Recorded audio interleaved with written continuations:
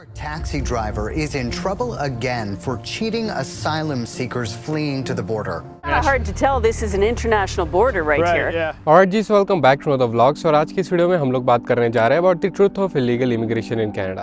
तो यार कनाडा आने का ख्वाब तो हम सब लोग देखते हैं, लेकिन अनफॉर्चुनेटली वो ख्वाब सबका पूरा नहीं हो पाता। और ऐसे में कुछ लोग होते हैं जो 2 नंबर से कनाडा आने की कोशिश करते हैं, और उनमें से बहुत सारे लोग हैं जो रास्ते में अपनी लाइफ लूज़ कर देते हैं, और जो यहाँ पे पहुँच भी जाते हैं उनको यहाँ पे आके जेल हो जाती है और काफ़ी बुरे दिन देखने पड़ जाते हैं। सो आज की इस वीडियो में हम लोग इन्हीं चीज़ों के बारे में बात करेंगे। So not wasting much time, let's start the video. So यार since I belong to Punjab, मैं बचपन से यही चीज़ें सुनता हूँ बड़ा हूँ, भाई ये बंदा कनाडा जा रहा है, वो बंदा कनाडा जा रहा है, फलाने के अगले महीने फ्लाइट है, बेसिकली सबको कनाडा जाना है। ठीक है जी। तो जैसे कि मैंने आपको बताया कि भाई सबका काम नहीं बन पाता, कई बार वीज़ा रिफ्यूज़ हो जाता है, और ऐसे में कुछ लोग होते हैं जो दर दर भटकने शुरू कर देते हैं अलग अलग कंसल्टेंट के पास कि कोई हमें किसी तरीके से कनाडा पहुँचा दे।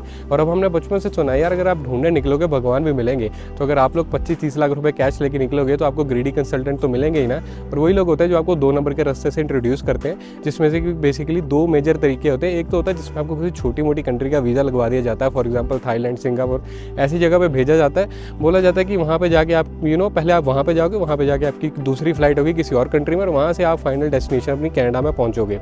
और दूसरा रास्ता जिसमें आपको बोला जाता है आपका वर्क वीज़ा, LMI, PR ये सब हम करवा देंगे, इतने पैसे दे दो, और आपको फेक डॉक्यूमेंट देके कनाडा की फ्लाइट में बिठा दिया जाता है, जहाँ पे कि आके आपको डिटेन कर लिया जाता है। फिर कई बार आप पे क्रिमिनल केस चल रहा होता है, या फिर कई बार आपको डिपोर्ट कर दिया जाता है, 10 साल का बैन लगा दिया जाता है आपके ऊपर। ये सब सिनेरियो हो जाते हैं। सो यार अगर आप लोग ऐसे में किस्मत के साथ कैनेडियन बॉर्डर से एंटर कर भी जाते हो, तो आपको आते ही पहले कर लिया जाता है अरेस्ट और हो जाती है जेल कि आप लोग ऐसे बॉर्डर क्रॉस करके आ कैसे गए। ठीक है। और आपके पास पासपोर्ट तो होगा नहीं आइडेंटिटी बताने के लिए, और प्लान भी वही होता है कि आप रिफ्यूजी तब अप्लाई कर सकते हो जब तक आपकी आइडेंटिटी नहीं पता चलती उनको।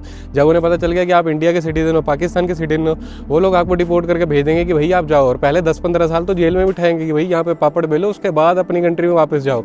कोई फ्यूचर नहीं, कुछ नहीं। तो जो 50-60 लाख रुपए लगे, जो कुछ महीने के आप वॉक करके आए ऐसे जंगलों में से, सर्दियाँ गर्मियाँ देख के, भूख प्यास देख के, वो लोग आपकी प्रॉब्लम है सब बिल्कुल मिट्टी, उसका कोई फ़ायदा नहीं। तो ये चीज़ें बिल्कुल भी रेकमेंडेड नहीं है, आप ऐसे रास्तों में मत जाओ। और ऐसा ही एक इंसिडेंट अभी रिसेंटली सामने आया था, जिसमें गुजराती फैमिली कनाडा का वीज़ा लेके कनाडा में आई, और उनका प्लान था आगे US का बॉर्डर क्रॉस करने का, कि US एंटर करने का। उन लोगों ने मैनिटोबा से बॉर्डर क्रॉस करना शुरू किया, और -20, 25, 30 की ठंड होती है। इतने टेम्परेचर में वो सब लोगों की डेड बॉडीज़ ही मिली, वो लोग वहाँ नहीं पहुँच पाए। इतनी ठंड थी, इतनी स्नोफॉल थी कि उनकी बॉडीज़ भी बहुत मुश्किल से मिली, क्योंकि वहाँ पे जो बॉर्डर पेट्रोल की गाड़ियाँ होती हैं, वो लोग जा रहे थे और उन्हें महसूस हुआ कि यार सड़क थोड़ी सी अनइवन है।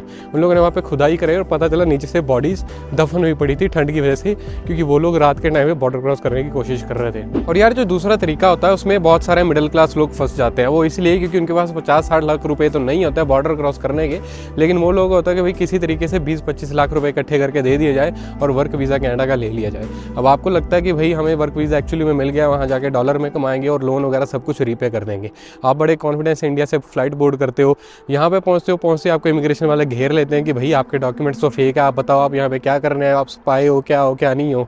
और जब उन लोगों को पता चलता है कि ठीक है भाई डॉक्यूमेंट फेक है, ये है वो है, उन लोगों को मतलब नहीं है कि भाई आपके साथ धोखा हो। वो कहते हैं कि आपने तो लीगल क्रॉस करने की कोशिश की ना, आप तो फेक डॉक्यूमेंट लेके आए हो, तो आपको डिपोर्ट कर दिया जाता। साथ के साथ एयरपोर्ट से बाहर निकलने का मौका भी नहीं दिया जाता, और आपको 10 साल का बैन लगा दिया जाता है आपके पासपोर्ट पे, कि 10 साल से पहले तो आप वीज़ा अप्लाई करने की भी नहीं सोच सकते। तो ये सब चीज़ें बहुत ज़्यादा कॉमन है, ये फ्रॉड बहुत ज़्यादा कॉमन है। और ये आप ही के गली मोहल्ले के एजेंट होंगे जो आपको बोलेंगे कि हम आपके बेटे को बाहर पहुँचाएंगे, हम आपकी लड़की को बाहर सेट कराएंगे, पैसे लेंगे, दुकान गायब। ठीक है। ये चीज़ें बहुत कॉमन है। मेरे मैं कहूँ दूर की जान पहचान में बहुत सारे लोग हैं जिनके साथ ये फ्रॉड हुए हैं, जो लोग ऐसे बॉर्डर क्रॉस करने की जिनको कोशिश कराई गई है, जिनको फेक डॉक्यूमेंट देके फ्लाइट में बिठा दिया गया है। आपकी और आपके पूरे परिवार की ज़िंदगी ख़राब हो जाती है, सपने सारे टूट जाते हैं। तो मैं तो भाई यही कहता हूँ, कोई कंट्री में ऐसा कोई हेवन नहीं है कि आप लोग 2 नंबर से कनाडा में आओ, ठीक है, या अमेरिका में आओ, कहीं पे भी जाओ। अगर आपको लगता है आपको फॉर्च्यून बनाना है बाहर, लीगल वे से ट्राई करो। हो सकता है टाइम लग जाए, रिफ्यूज़ल लग जाए, दूसरी बार ट्राई करो, दूसरे तरीके देखो, लेकिन 2 नंबर वाला तरीका मत देखो। ठीक है। Work visa, student visa, PR जो ऑप्शन है सारे एक्सप्लोर करो, लेकिन 2 नंबर वाला ऑप्शन एक्सप्लोर मत करो। एक तो पैसे बहुत लगेंगे, दूसरी बात ज़िंदगी जाने का बहुत बड़ा चांस है। ज़िंदगी बच भी गई तो ज़िंदगी भर गरीब बैठोगे और पछताओगे। तो यार यहाँ पे मेरी यही रिकमेंडेशन है, आप लोग किसी रैंडम कंसल्टेंट के पास ना जाएं, जिसके पास है कि आपकी किसी जान पहचान वाले ने काम कराया, उनका एक्सपीरियंस बढ़िया रहा हो, सिर्फ उसी के पास जाए। क्योंकि इंडिया में क्या होता है कि भाई गली गली में 10 एजेंट खड़े होते हैं जो बहुत कुछ क्लेम करते हैं, चाहे उनके खुद के खानदान ने कभी कनाडा की शक्ल ना देखी हो, कनाडा कैसा है कैसा नहीं है, खुद का पूरा परिवार रिफ्यूज़ल लगवा के बैठा हो, और वो लोग आपको कहते हैं कि भाई हम दिलवाएंगे। और एक और चीज़, इनसाइडर चीज़ बताता हूँ आपको, ये लोग ऑथराइज्ड भी नहीं होते। ये लोग क्या करते हैं, आप ही के नाम पे आपका अकाउंट बना के आपके डॉक्यूमेंट्स अपलोड कर देंगे, बोलेंगे लाओ 20 लाख रुपए हमने आपका वीज़ा दिलाया। तो भाई ये चीज़ें वेरीफाई कर लें। आपको नीचे मैं इमिग्रेशन की वेबसाइट का लिंक दे दूंगा, जहाँ से कि आप लोग वेरीफाई कर सकते हैं कौन सा कंसल्टेंट इमिग्रेशन ने ऑथराइज़ किया और कौन सा नहीं। बहुत सारे लोगों की पोल तो यहीं से खुल जाएगी, ठीक है। तो ये जो वीडियो थी यार, मैं सिर्फ अवेयरनेस फैलाने के लिए बता रहा था आपको, डराना नहीं चाहता हूँ, but it is not recommended at all कि आप लोग 2 नंबर से कनाडा आए, अमेरिका आए, किसी भी कंट्री में जाएँ।